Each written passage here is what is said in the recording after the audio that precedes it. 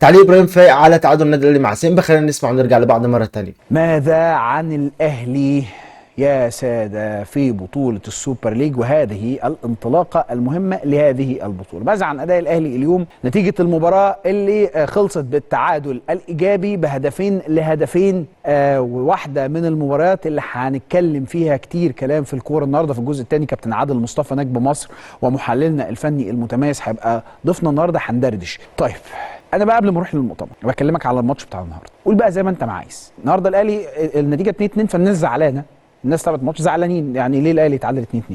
هكلمك كلام الكوره وادي لك الادله. انا كراجل مدير فني، انا مارسيل كولر، دوري ايه؟ دوري اعمل طريقه اللعب دي تسفر عن تحولات هجوميه تخلق فرص للمجموعه الهجوميه فتسجل. فانا كمدير فني ابقى انا عملت الدور ده. امتى بنقول الفرقه دي معيوبه يا مدير فني؟ ما عندهاش كوتش، يعني لما الفرقه دي يبقى عندها فشل في ايجاد الحلول والفرص. يبقى انت كمدير فني ما عندكش حاجه تقولها للعيبه لما ياخدوا الكره يروحوا يعملوا بيها ايه، وما انتش مسيستم اللعيبه بتاعتك في حاله التحول، التحرك هيبقى عامل ازاي ومين هيتصرف ازاي. فانت هنا كمدير فني قليل الحيله، ما عندكش. ممكن تبقى ايه، مدرب كويس، تدي حصص تدريبيه كويس، لكنك كمدير فني في الملعب ما انتش قادر توصل لعيبتك لحاجه. فهنا بيبقى دايما انت بتبقى فاهم كويس ان المدرب عنده مشكله. تعالى اعد وانت تعد النهارده الاهلي عنده كام فرصه. مش فرصه، مش اللي هي ايه، في فرصه مواربه دي عارفها، في فرصه اللي هي ايه، اصل لو كانت وصلت من فلان لفلان كانت تبقى فلان. تعالى اقول لك الفرص اللي هي عارف انت اللي راشقه دي، اللي هي جون.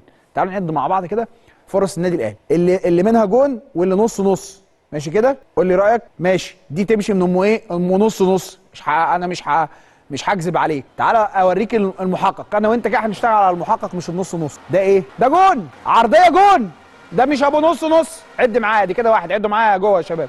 رضا سليم يلعبها جون روحنا خلاص. فدي واحد. احنا هنا رايحين نعمل ايه؟ نجيب جون اهو، جون اهو. ده اتنين، ما فيهاش كلام اهي.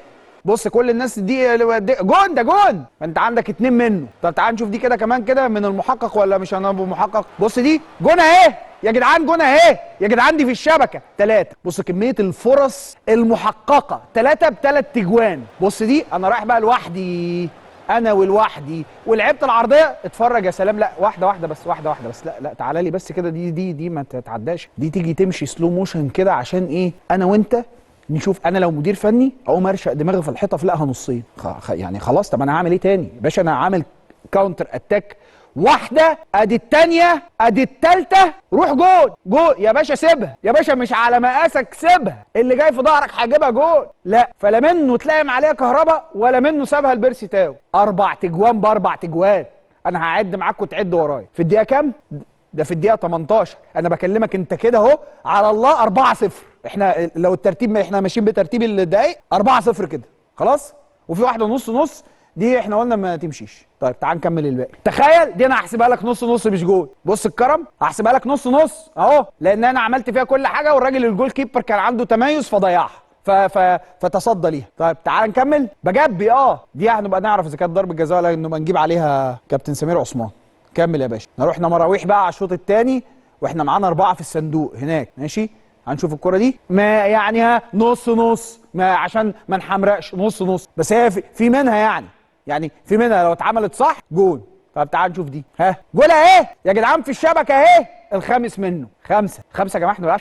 احنا ما بنلعبش باسكت. احنا ما بنلعبش يا جماعه كرة يد. احنا بنلعب كوره في خصم في النهايه انا بلعبه. فانا مضيع 5 تجوان. طب تعال نكمل اهو جوه ال 18 ولفينا ورقصنا وبتاع ومش محسوبه دي ولا حاجه. دي من عندنا. طب نشوف اللي بعديها. احنا كده دخلنا على الوقت المحتسب بدل من الضائع. تعال نشوف دي ايه. روح يا باشا، روح يا باشا، روح يا باشا. ايه رايك يا عم صلاح؟ ده السادس. 6 جوان ودي اوف سايد. ماشي 6. كمل يا باشا اللي بعده اهو. دي الاخيره. والله مش يعني يا جماعه مش ممكن يا جماعه. تعال بص اتفرج. مراجيح يابا العمده، مراجيح. جون بقى ايه؟ دي مش جون، دي 7. بقول لك ايه بكلمك في ماتش كوره، فرقه بتلعب فرقه في ماتش كوره. فانت مستني ايه كمدير فني؟ ان انا ابقى اخلق لك 7 مش 7 فرص، 7 تجوان وانت تضيعهم. اعمل لك ايه يعني؟ انا كمدرب اعمل ايه؟ طب انا كجمهور اعمل ايه؟ طبعا انت النهارده بتخرج دي مش دي 2-2 دي مش نتيجه الماتش بالنسبه لي انا، مش نتيجه الماتش. الاهلي النهارده انا عديت لك 7، نشيل له واحده بتاعت صلاح محسن كمان، ف6 منه 6 على 2 يبقى كام؟ 8-2 يخلص الماتش ده. طب ال6 انت هتضيع منهم 3 فتجيب 3 يبقى يخلص برضه 5-2. يعني بص بكل الطرق وبكل الاشكال ما ينفعش يا جماعه. انا بكلمك في حجم فرقه النادي الاهلي، معلش انا اسف بقى، تعال بقى ايه افرجك على الجونين اللي جم في الاهلي من زاويه تانية. انا كده جبت لك ايه الفرص اللي الاهلي ضيعها، تعال نشوف الاجوان دي، هل الاجوان دي تنفع تخش في الاهلي؟ يعني الماتش النهارده القراءه الصحيحه ليه هي بالشكل ده، ما بشوفهاش حاجه تانية. هل البالونه اللي اتعملت دي جوه منطقه جزاء الاهلي وشلت واحده في ال6 يارده الراجل يقوم عامل ضارب غطس جوه ال6 يارده جابها جول؟ هل ده بيحصل في النادي الاهلي يا جماعه؟ ارجع يا سيدي، لا ارجع هات لي الجون تاني، هرجع ثانيه واحده، ثانيه واحده، احنا بنتفرج على الكوره ما بنتفرجش على حاجه تانيه. ففي حاجات مشاهد انت لو قعدت تتفرج عليها في الماتش النهارده، بقول لك انا لو كولر اطنقط ماتش في ايدي اكسبه واروح ومبروك عليا. بص بالونه، طب حد مع الراجل مفيش، طب حد الراجل راح جري على اللي اتبقت له اللي نزلت له الكوره والتاني راح معلقها ما لقاش، هو والجون فاضي، هيعمل فيها ايه؟ فرحه على واحده واحده يا جماعه، واحده. بص كده ثانيه، ارجع بقى تاني، ارجع تاني. بص والكوره بتتلعب كام لعيب من الاهلي ماسك كام لعيب من فرقه سيمبا؟ 2 وفي واحد متساب في النص. حلو كده، ادي 2 بالظبط اهو، والاثنين كاشفين الاوفسايد، ضاربين الاوفسايد اصلا. ماشي كده، طب يلا باشا كمل، لعب الراجل الكوره مبروك، هنروح اهو في واحد زياده زايد اهو، وفي 3 واقفين ما شاركوش في الكوره. طب حد يخش يا جماعه من الاول؟ مفيش، فمفيش اصلا، مفيش اي تمركز صحيح في الحته دي. ماشي، فالتاني اول لما نزلت له الكوره علق حظه فاضي، وش الناوي ما كانش متوفق اصلا في ان هو واقف في الحته دي في الوقت ده. ادي الجون ده، جون يخش في الاهلي ده.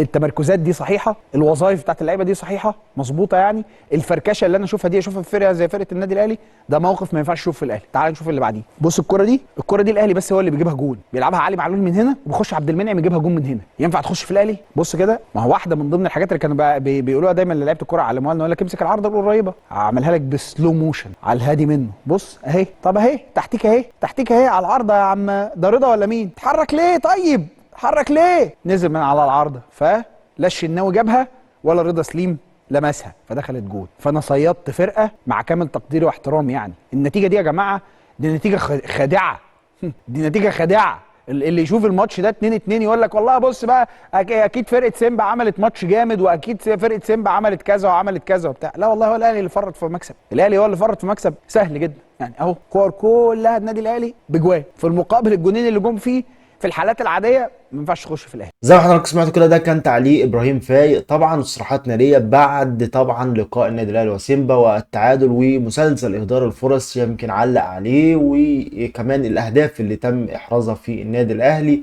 وعدم تمركز بعض من اللعيبه.